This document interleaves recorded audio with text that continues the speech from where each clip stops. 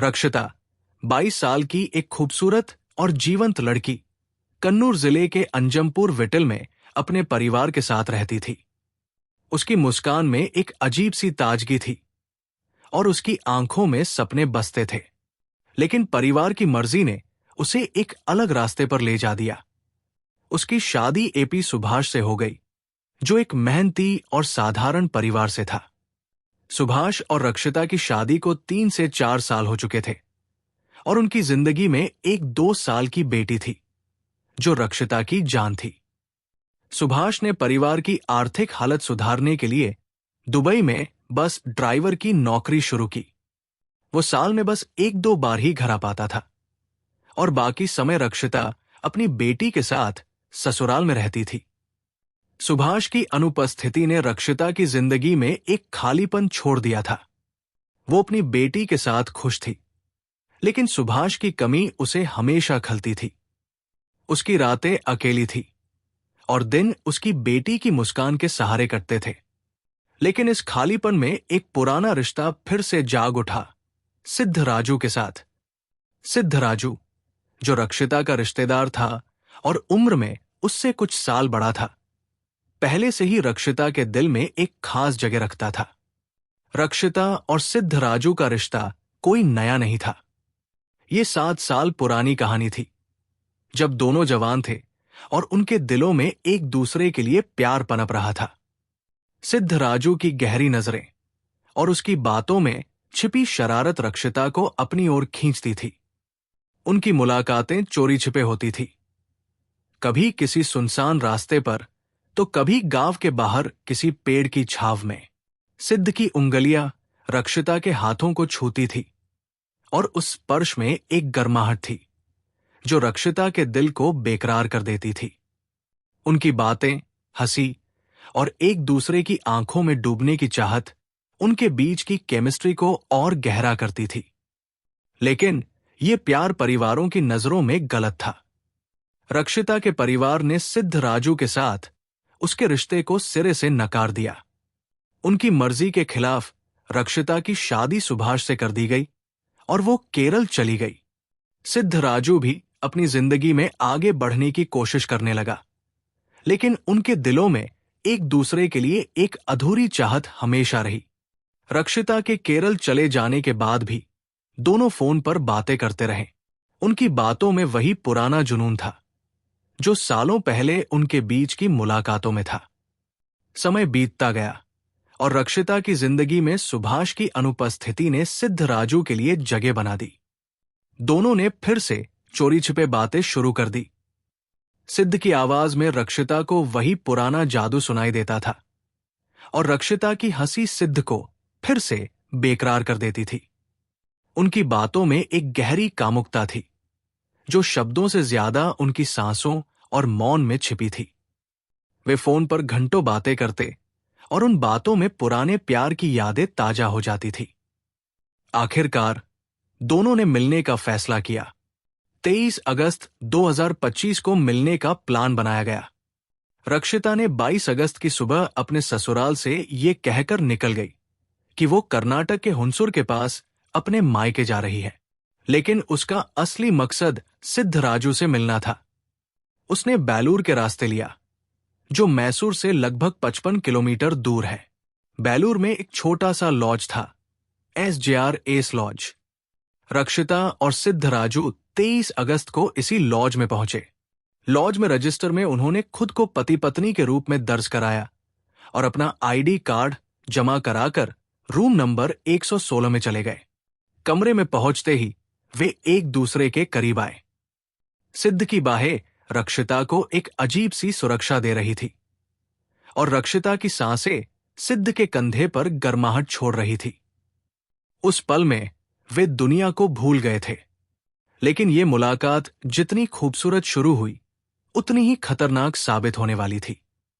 करीब 1 घंटे बाद सिद्ध राजू कमरे से बाहर निकला और खाना लेने के लिए लॉज से चला गया। उसने रक्षिता को कमरे में ही छोड़ दिया। लगभग 45 मिनट बाद वो खाना लेकर वापस रूम नंबर 116 में लौटा, लेकिन थोड़ी देर बाद वो फिर से लॉज के काउंटर पर पहुंचा और कहा कि कमरे का दरवाजा नहीं खुल रहा है। लॉज के स्टाफ ने मास्टर की लेकर दरवाजा खोला। जैसे ही दरवाजा खुला, कमरे का दृश्य देखकर सभी के होश उड़ गए। बेड पर रक्षिता की लाश पड़ी थी। उसका शरीर सामान्य लग रहा था, लेकिन उसका चेहरा पूरी तरह गायब था। ऐसा लग रहा था जैसे किसी विस्फोट ने उसके चेहरे को उड़ा दिया हो।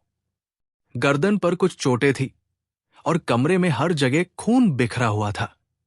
फर्श, बेड और दीवारों पर खून के छींटे थे। पास में रक्षिता का मोबाइल पड़ा था। लॉज के मैनेजर ने यह दृश्य देखकर तुरंत समझ लिया कि यह कोई साधारण हादसा नहीं, बल्कि हत्या हो सकती है। उसने तुरंत पुलिस को सूचित किया। सिद्धराजू लगातार यह कहता रहा कि वो रक्षिता को अस्पताल ले जाना चाहता है। उसका दावा था कि शायद मोबाइल चार्जिंग पर था और उसमें ब्लास्ट हुआ होगा। लेकिन लॉज का स्टाफ उसे रोकता रहा और पुलिस का इंतजार करने को कहा। पुलिस जब घटनास्थल पर पहुंची तो कमरे का दृश्य देखकर उनके रोंगटे खड़े हो गए।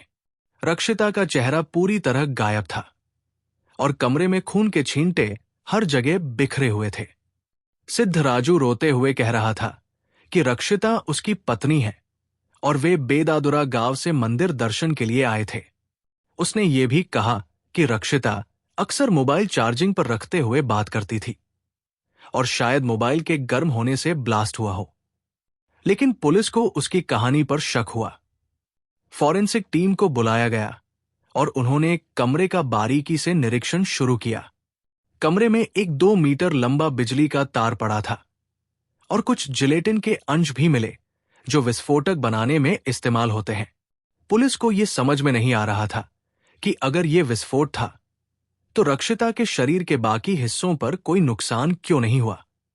शक का दायरा सिद्धराजू पर गया क्योंकि कमरे में कोई और मौजूद नहीं था। 23 अगस्त 2025 की वो भयावह सुबह, जब बेलूर के एसजेआर एस लॉज के रूम नंबर 116 में रक्षिता की लाश मिली, ने पुलिस को एक जटिल पहेली सौंप दी थी। रक्षिता का चेहरा पूरी तरह गायब था और कमरे में खून के छींटे बिखरे हुए थे। सिद्धराजू, जो खुद को रक्षिता का पति बता रहा था, पुलिस की नजरों में मुख्य संदिग्ध बन चुका था। उसकी कहानी कि मोबाइल चार्जिंग के दौरान ब्लास्ट हुआ होगा, पुलिस को गले नहीं उतर रही थी। फॉरेंसिक टीम ने कमरे में मिले बिजली के तार और जिलेटिन के अंशों को देखकर यह पक्का कर लिया कि यह कोई साधारण हादसा नहीं था। पुलिस ने सिद्धराजू से सख्ती से पूछताछ शुरू की। शुरुआत में उसने अपनी कहानी पर अड़ा रहा, लेकिन फॉरेंसिक सबूतों और लॉज स्टाफ के बयानों के सामने वो टिक नहीं सका। आखिरकार उसने सच्चाई उगल दी। उसने कबूल किया कि रक्षिता उसकी पत्नी नहीं थी और उनका रिश्ता 7 साल पुराना था। उसने ये भी बताया कि रक्षिता पहले से शादीशुदा थी और उसकी 1-2 साल की बेटी थी। इस कबूलनामे ने पुलिस को मामले की गहराई तक ले जाने का रास्ता दिखाया। पुलिस की जांच ने रक्षिता और सिद्धराजू के रिश्ते की परतें खोलनी शुरू की। यह समझना जरूरी था कि आखिर ऐसा क्या हुआ कि एक प्रेम कहानी जो सालों तक चली, इतने खतरनाक मोड़ पर पहुंच गई। सिद्धराजू और रक्षिता का रिश्ता तब शुरू हुआ था जब वे दोनों कन्नूर के अपने गांव में जवान थे। सिद्ध की शरारती मुस्कान और उसकी गहरी बातें रक्षिता को अपनी ओर खींचती थी। उनकी मुलाकातें चोरी छिपे होती थी, कभी गांव के बाहर किसी सुनसान रास्ते पर, तो कभी किसी मंदिर के पास। सिद्ध की उंगलियां रक्षिता की कमर पर फिसलती थी और रक्षिता की सांसें सिद्ध के कंधे पर गर्माहट छोड़ती थी। उन पलों में वे दुनिया को भूल जाते थे और उनकी नजरों में सिर्फ एक दूसरे के लिए प्यार और जुनून था। लेकिन उनके परिवारों को यह रिश्ता मंजूर नहीं था। रक्षिता के परिवार ने सिद्धराजू को सिरे से नकार दिया और उसकी शादी सुभाष से कर दी गई। रक्षिता केरल चली गई और सिद्ध अपनी जिंदगी में आगे बढ़ने की कोशिश करने लगा। लेकिन उनके दिलों में एक दूसरे के लिए एक अधूरी चाहत हमेशा रही। रक्षिता के सुभाष से शादी के बाद भी दोनों फोन पर बातें करते रहे। उनकी बातों में वही पुराना जुनून था, जो सालों पहले उनकी मुलाकातों में था। सिद्ध की आवाज में रक्षिता को वही पुराना जादू सुनाई देता था और रक्षिता की हंसी सिद्ध को फिर से बेकरार कर देती थी। सुभाष की दुबई में नौकरी ने रक्षिता की जिंदगी में एक खालीपन छोड़ दिया था। वो अपनी बेटी के साथ खुश थी, लेकिन सुभाष की अनुपस्थिति उसे अकेला कर देती थी। इस अकेलेपन में सिद्ध राजू फिर से उसकी जिंदगी में आ गया। दोनों ने चोरी छिपे बातें शुरू कर दी। उनकी बातों में एक गहरी कामुकता थी, जो शब्दों से ज्यादा उनकी सांसों और मौन में छिपी थी। वे फोन पर घंटों बातें करते और उन बातों में पुराने प्यार की यादें ताजा हो जाती थी। सिद्ध राजू ने रक्षिता को मिलने के लिए मनाया। उसने उसे मंदिर दर्शन के बहाने बाहर आने के लिए कहा। रक्षिता ने 22 अगस्त की सुबह अपने ससुराल से ये कहकर निकल गई कि वो अपने मायके जा रही है, लेकिन उसका असली मकसद सिद्ध से मिलना था। वे बेलूर के एसजेआर एस लॉज में मिले, जहां उन्होंने खुद को पति पत्नी के रूप में दर्ज कराया। कमरे में पहुंचते ही वे एक दूसरे के करीब आए। सिद्ध की बाहें रक्षिता को एक अजीब सी सुरक्षा दे रही थी और रक्षिता की सांसें सिद्ध के कंधे पर गर्माहट छोड़ रही थी। उस पल में वे दुनिया को भूल गए थे, लेकिन ये मुलाकात जितनी खूबसूरत शुरू हुई, उतनी ही खतरनाक साबित होने वाली थी।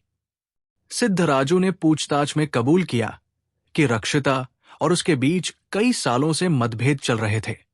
रक्षिता ने सिद्ध को 80,000 रुपए उधार दिए थे और वो बार बार पैसे वापस मांग रही थी। इसके अलावा रक्षिता अपने पति सुभाष के पास दुबई जाने की योजना बना रही थी, जो सिद्ध को बर्दाश्त नहीं था। सिद्ध रक्षिता से शादी करना चाहता था, लेकिन रक्षिता अपनी जिद पर अड़ी थी।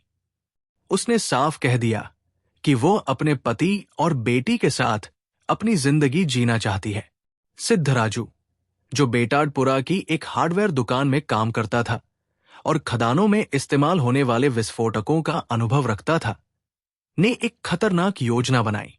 उसने पुराने मोबाइल चार्जर की वायरिंग का इस्तेमाल कर एक डिवाइस बनाई, जिसमें उसने इलेक्ट्रिक डेटोनेटर और जिलेटिन का इस्तेमाल किया।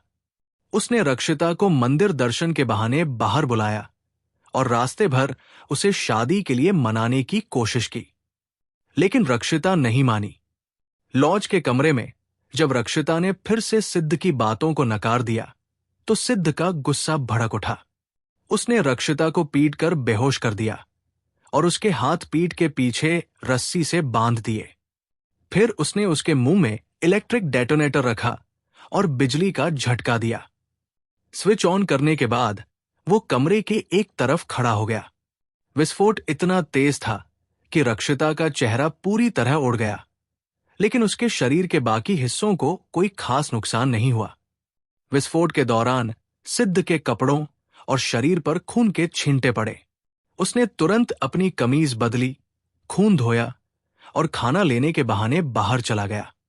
पुलिस और फॉरेंसिक टीम की बारीकी ने सिद्ध की योजना को बेनकाब कर दिया।